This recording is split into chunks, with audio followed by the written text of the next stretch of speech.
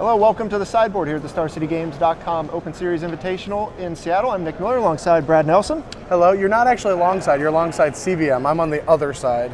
I am alongside CVM. You cut off the introduction, but that's okay. Yep, I'm here. That's the energy we like here in the quick question segment of the sideboard. Today we have 4 rounds of Legacy, 4 rounds of Standard. We're going to talk to you guys about both formats, a couple other things everyone wants to know. All right, we're going to start off CVM. What deck are you playing in Standard and why? I'm playing Brad Nelson's deck because he said it was good. We played the Jeskai Tokens deck last week at the Open in Portland. Ross Merriam was on the same deck, a little bit different list than Brad, myself, and Tom. We had 8 losses combined between the 4 of us, and they were all on Siege Rhino. Yep. So I'm playing Siege Rhino because it beat me. All right, Brad, explain why this deck is so good. Well, ask me what I'm playing. What are you playing? I'm playing a deck that beats the deck that I told everyone to play because it was good. Sneaky. No, I'm not. I'm still playing the same deck. Blown out. So why is the deck so good then?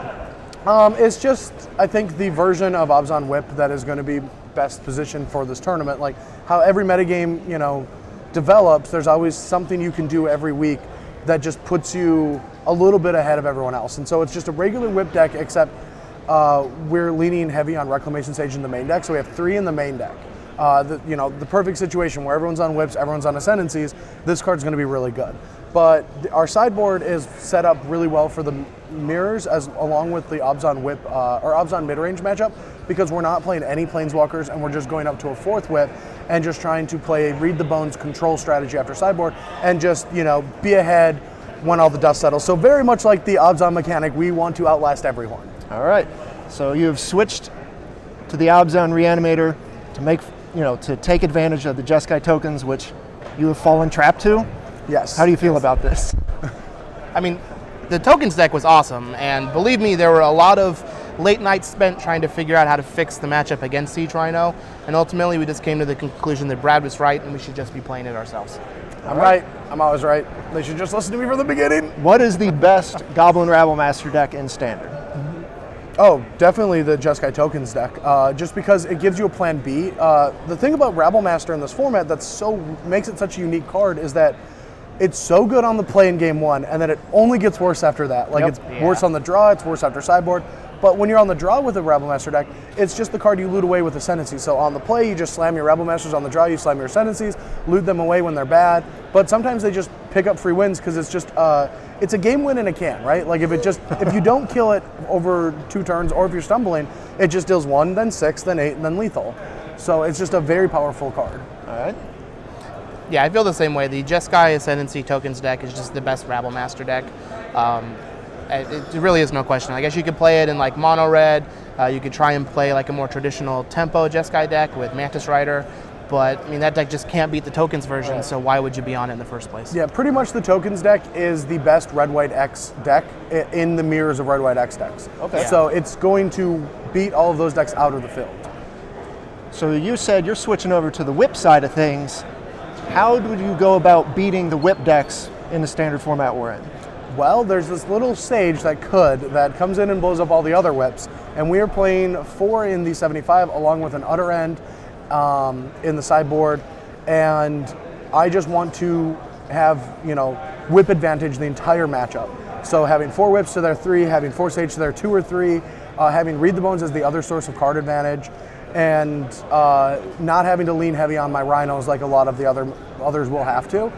I think that's the way that it's going to be well positioned for this field. Also, Black-Green Constellations is a good anti-reanimator strategy because Eidolon of Blossoms is really good in the mirror matches, except we have 4 Sage and Hostilities and Read the Bones to trump their card advantage. So you're already ready for the way people are going to beat Whip to be better than the people trying to beat Whip. Yeah, the only card that we're a little loose to is Farika, but there's no real way to beat that except we do have an Utter End to just hope we draw that and they don't draw theirs.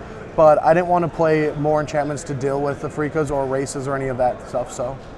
Yeah, Reclamation Sage is just the actual card to break this entire format open. Not only does it make our decks better against the whip decks, but it makes our whips better than theirs, as we're actually going to be able to find answers to their whips using our normal game strategy by whipping back our Reclamation Sage. With a 3rd Doomwake Giant, we also have the ability to attack our creatures at all times into theirs, and it's really difficult for them to just block a a shaman into A Carrington. a Carrington. That's the name of the card that's been played for the last year and a half.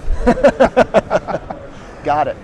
Is this standard format solved by any means? It's unsolvable. Yeah, I don't think it is. Yeah, there's no way to solve this format because all the cards are so good and so powerful and so fast that it'll just loop around on itself and just become this cyclical thing until a new set comes out.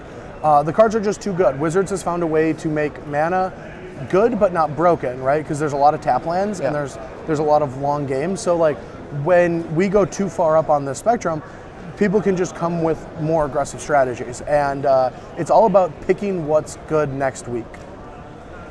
Do you? Yeah, I feel like the current standard is a Brad Nelson format. Is what it is. Like there's always going to be a new best deck each week, and Brad's really good at finding what that deck is. Right when I saw cons come out, I'm like, this just seems like it's going to be like my playground. It's just going to be so much fun. And I played a different deck every week, and I played standard every weekend. Not a bad run. Yeah. We're going to switch over to some Legacy. What are you playing in Legacy, and why? Well, I was going to be playing Reanimator. I feel like Reanimator's pretty well positioned right now. Elish Norn and Iona feel like they're very good against the bulk majority of the format. And there's not a whole lot of Reanimator hate. Like some people are kind of leaning on a couple Containment Priests because they're so versatile, but we still have answers, like Abrupt Decay to get around it. However, I wasn't able to find a few cards to play the perfect list that I wanted to play, aka Hapless Researchers nowhere in the building to be found. So I've decided to just play Jund. I feel like it's very good against all the Stoneforge decks. It's also not bad against all the Delver decks. And I think in a field like this, I'm going to see less burn and dredge and stuff like that just beats up on the Jund decks than you would in an open, especially since Legacy is going to be in the second half of the day after I have 2 buys in Standard. I think Jund is actually a really good call here. All right. I'm playing just a bad Jeskai Stoneblade deck that I've been playing forever. I don't know why. I just built it last night. Again, I couldn't find a deck that I really liked. I tried the Ascendancy deck, but it's just a little weak. And my gut tells me that creatures are going to be popular, blue-red, every type of creature, right? Like from Monastery Swiftspear to Emrakul is going to be played at this tournament. And so I have a lot of Containment Priests, a lot of removal spells, Snapcaster Mages to make my removal better. And I'm just going to hope that that is the field. And if it's not, I'm going to lose a lot of matches and watch my friends on the sidelines. But no, that's it. I don't know. I'm just playing a really bad deck. I mean, to be fair, you do have Stoneforge in your deck, Yeah, I do have Stoneforge. which has been proven to win almost every single Legacy event. So. Yes, it wins. Stoneforge Mystic alongside Batterskull and other equipment has won almost every single tournament in the last 2 years. Like Pretty roughly good around card. 80%. So like I can justify myself that way, but no, I'm just kind of playing the deck I know, and I think it's bad. I also think that like we spent a week here testing, and we spent so much time trying to figure out where the right position to be with Abzan was once we figured out we couldn't fix the matchup from the Jeskai token side, that I actually don't think we put enough time into Legacy. Like No, that's true. Actually, on Tuesday night, I had the 75 we were playing, and no one believed me, and I just kind of sat on my phone and watched people play Magic and watched YouTube videos and stuff. I really just didn't do much work. I just kind of hung out, had some fun. You're good to go. Yeah. Well, you audibled off a combo deck. The next question is, what's the best combo deck? Ooh. Which format? Yeah, I Legacy, guess. of course. In Legacy? I don't know. Maybe Infect, Elves.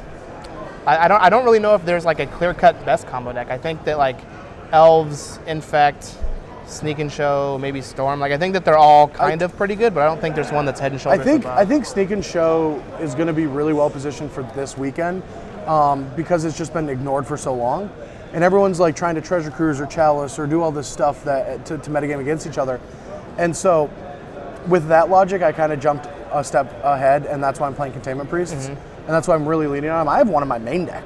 Ooh. I am crazy. Yeah. I think that if there was a Sneak and Show deck that does really well today, it's one that's going to be leaning heavy on Through the Breach in their 75, just to try and fight all the Pyroblasts and Rebs that are in the main. Like if somebody were to play some Through the Breaches in the main along with their sneak attacks, that'd actually be really good. Defense Grid was the card that actually beats that. I remember the one time I played Sneak and Show, made a top 8. I don't remember what city I was in. Columbus. Yeah, my winning in was my opponent goes Lango, and a blue-white-red control deck, and I just played turn 2 Defense Grid, and he's like, yep, resolves, because my hand is just filled with Hydros and Pyros. Yeah. Not a bad answer. Yeah. All right, so what would be the best fair deck if you're opting not to play combo decks? So, I think Jund.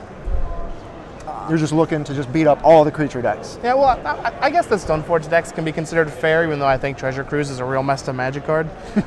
So maybe one of the Stoneforge decks, but I really like Jun's position if people are going to try and play creatures. I'm probably thinking the best form of a young Pyromancer Stoneforge BBD-esque deck in the field might be the best fair deck, but it's Legacy, man. The reason that we've been playing it and the reason we still love this form is because it's just random. We'll never know what's going to happen. Yeah. It's just always like, you just don't know. Like, we could play this tournament 100 times and I could like 8-0 and 0-8, like a percentage of them. The beauty of Legacy. Yeah. I guess that's a word for it. All right. One of you have won an Invitational before, Brad Nelson. Oh, yeah. So you already have a token, the beloved GOAT token. I have 2. We're talking about Invitational Oh, that's tokens. true. If you get to win the Invitational this weekend, what have you thought about is going to be your token of choice? Probably Bear. That's pretty good. Yeah, I don't really want to pick a Would you be token a that people 4/4 play. bear? I don't know. See, there is a 4/4 bear in here, but I've always considered myself a 2/2. I think you're a little better than a 2/2. Do you think so? Because I know he can beat a squirrel. I'm pretty sure I could get some good hits in with a bear, but there's no way that I'm not going to fight a centaur. I'm never going to win against a centaur. There's no way. He's going to kill true. me. You make a compelling argument. Okay, thank you. CVM? Well, for the longest time, I would be a satyr to honor old Xenagos, the god of revels. But the card just doesn't see much play anymore, and I'm kind of off the Gruul life.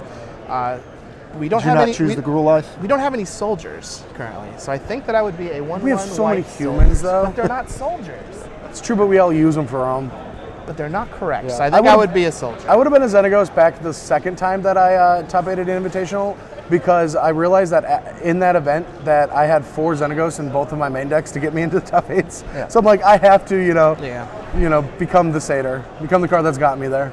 All right. We are now going to enter the lightning round, so brace yourself. All right, this is where the fun starts. Little word association. All Say right. the first thing to come to your mind. We're going to move on. So am I going me We and just then yell. him on Yep. the same Yeah, word, just or both scream at it the out. same time? Same time. Same time? All Yep. right. Invitational. Winner. Brad Nelson. Rhino. Siege. Did you say Brad Nelson? Yeah. That is great. It's well played. All right. We're still waiting for Rhino from you, sir. What? Moo. Jeskai. Ascendancy. Whip. Abzan. Whip my hair back and forth. I whip my hair back and forth. Elves. Ross Merriam. Yes, that one. Bolt. Lightning. Storm. Bad. Yeah, Count. bad. I don't know. I want more time to think of these, to think of witty things. Just bad. Chris VanMeter. Brian Bad. doing. Whew. Did you say bad again? What? No, I didn't say that. We're just gonna gloss over that one. That's real rough. Brad, No CVM, respect. thank you for Man. joining me here in the sideboard. Good luck today and tomorrow. Stay tuned to StarCityGames.com all weekend long for the action here at the Season 4 Invitational in Seattle. I'm so sorry. It's the worst.